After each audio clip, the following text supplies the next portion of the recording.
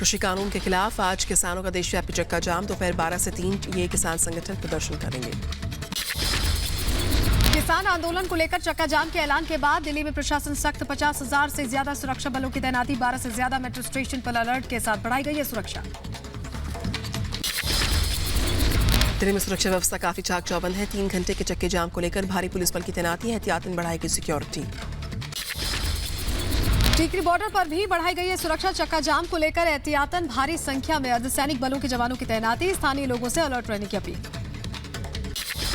Singhu border पर सुरक्षा के कड़े इंतजाम है। चक्का जाम के ऐलान के बाद बढ़ाएगी सिक्योरिटी। रास्ता बंद होने के चलते स्थानीय लोगों को सफर में दिक्कतें हो रही।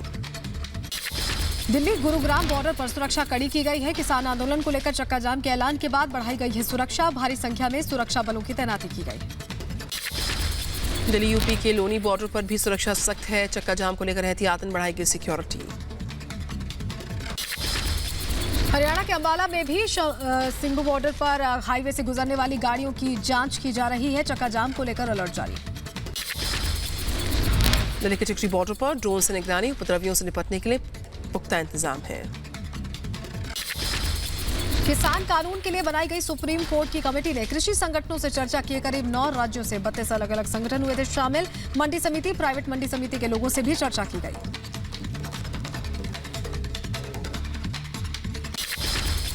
विदेशी फाग गैंग से जुड़ा एक और नाम। हॉलीवुड अभिनेत्री सुजन सरंडन ने किसान आंदोलन का समर्थन किया। किसान आंदोलन का आज 73वां दिन। लगातार अपनी मांगों पर अड़े हुए हैं किसान। सरकार से तीनों कृषि कानूनों को वापस लेने की मांग जारी। कृषि कानून के खिलाफ किसानों का आंदोलन बरकरार। 73 दिन से गाजीपुर बॉर्डर पर डटे किसान कानूनों को वापस लेने की कर रही मांग। टीकरी बॉर्डर पर आंदोलनकारियों का जमावड़ा। कृषि कानून को वापस लेने की मांग पर अड़े हुए हैं किसान। प्रदर्शनकारियों को रोकने के लिए सुरक्षा कड़ी की गई। सिंघू बॉर्डर पर किसानों का प्रदर्शन। कृषि कानून के खिलाफ डटे किसान। एहतियातन सुरक्षा के सख्त इंतजाम। दिल्ली बॉर्डर पर किसान आंदोलन की वजह से पेट्रोल पंप ठप। कर्मचारियों की सैलरी पर हो रहा है असर। राज्यसभा में नरेंद्र सिंह तोमर ने के दिए गए संबोधन को लोगों से सुनने की अपील की गई है। नरेंद्र सिंह तोमर कृषि कानूनों पर राज्यसभा में शुक्रवार को संबोधित कर रहे थे। आज और कल बीजेपी के केंद्रीय और राज्य मंत्री अपने संसदीय क्षेत्र में करेंगे जारी बजट पर प्रेस कॉन्फ्रेंस। बजट के अहम मुद्दों पर चर्चा करेंगे। 10 फरवरी को राजस्थान के मुख्यमंत्री अशोक गहलोत पेश करेंगे बजट। बजट पेश करने से पहले गहलोत वीडियो कॉन्फ्रेंसिंग के जरिए विभिन्न समुदाय के लोगों से करेंगे बात। प्रधानमंत्री नरेंद्र मोदी आज गुजरात के उच्च न्यायालय के डायमंड जुबली समारोह को संबोधित करेंगे। पीएम उच्च न्यायालय की स्थापना के 60 साल पूरा होने पर स्मारक डाक टिकट भी जारी करेंगे। पश्चिम बंगाल के हल्दिया में पीएम मोदी की रैली को लेकर तैयारियां तेज। 7 फरवरी को पीएम मोदी का पश्चिम बंगाल का दौरा होना है। भारी जनसमर्थन की उम्मीद है। कोलकाता दौरे पर गए बीजेपी अध्यक्ष जेपी नड्डा का आज आखिरी दिन। आज पश्चिम बंगाल में परिवर्तन यात्रा को दिखाएंगे हरी झंडी। 20 दिनों तक चलेगी ये यात्रा। बंगाल के चुनावी बिसात के लिए तैयार पार्टियां। बीजेपी के विजय रथ को रोकने के लिए नादिया में टीएमसी कर सकती है रैली। नादिया के कृष्णानगर इलाके में संभावित रैली का प्लान है। यूपी में बजट सत्र से पहले विधायकों का कोरोना टेस्ट जरूरी। रिपोर्ट जांच कराने के बाद मिलेगी एंट्री। जम्मू कश्मीर में 18 माह बाद 4G इंटरनेट सेवा बहाल। श्रीनगर में नेटवर्क सेवा पूरी तरह सामान्य होने पर लोगों में खुशी की लहर दौड़ पड़ी है। नेताओं से लेकर व्यापारिक संगठनों ने सरकार के फैसले का स्वागत किया।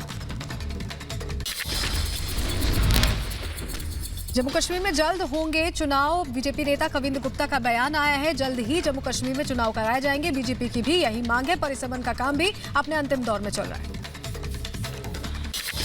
भड़काऊ बयान देने के आरोप में शर्जील उस्मानी की मुश्किलें बढ़ गई हैं। पुणे के बाद अब लखनऊ में भी केस दर्ज। केजरीवाल सरकार ने लिया बड़ा फैसला। दिल्ली में प्रॉपर्टी खरीदने वालों को राहत। 20% कम हुआ सर्कल रेट। कैबिनेट की बैठक में दिल्ली सरकार ने प्रस्ताव को दी है मंजूरी। कक्षा 9वीं के 1000 मेधावी छात्रों को मिलेगी स्कॉलरशिप। मुख्यमंत्री विज्ञान प्रतिभा परीक्षा स्कीम के तहत मेधावी स्टूडेंट्स को मिलेंगे 5000 रुपए।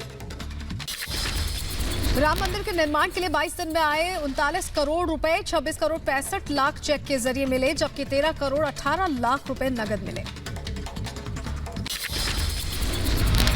यूपी के रायबरेली में नहर का कहर। नहर कटने से किसानों की करीब 200 बीघा फसल जलमग्न। देश में तेजी से जारी है टीकाकरण अभियान। अब तक करीब 53 लाख कोरोना वॉरियर्स को लगाया जा चुका है टीका।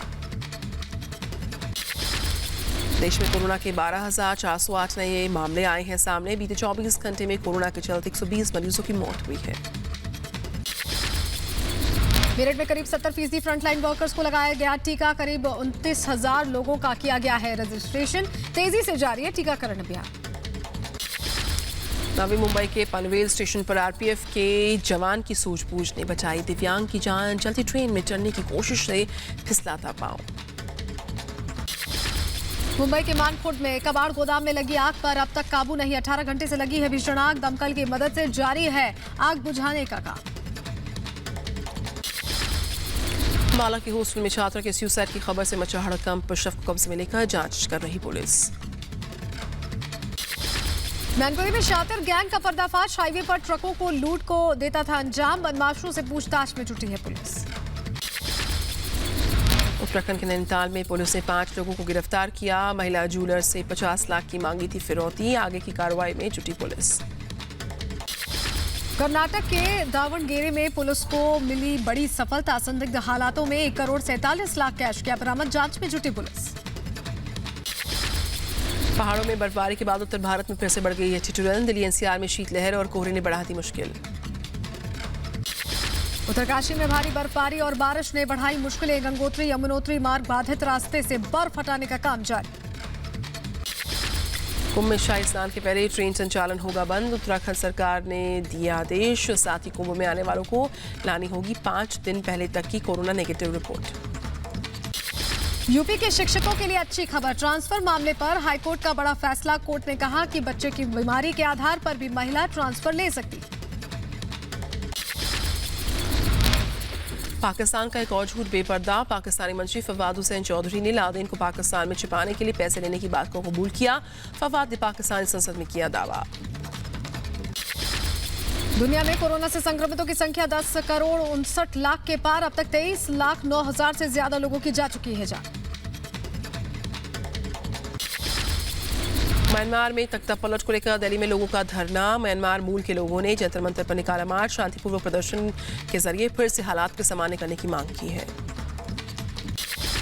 अमेरिका ने सऊदी अरब को दिया बड़ा झटका। अमेरिका यमन में सऊदी अरब के 5 साल पुराने सैन्य अभियान में नहीं देगा सहयोग। राष्ट्रपति जो बाइडेन प्रशासन ने की है घोषणा। WHO ने कोरोना के खिलाफ भारत की जंग की सराहना की। खूब कहा, भारत में कोरोना केसेस में तेजी से आई है गिरावट। हम कोरोना को हरा सकते हैं। WHO ने कहा कि टीकाकरण अब संक्रमण से आगे निकल गया है। कोरोना वायरस वैक्सीन की एक खुराक लेने वाले लोगों की संख्या अब संक्रमित लोगों की संख्या से ज्यादा है।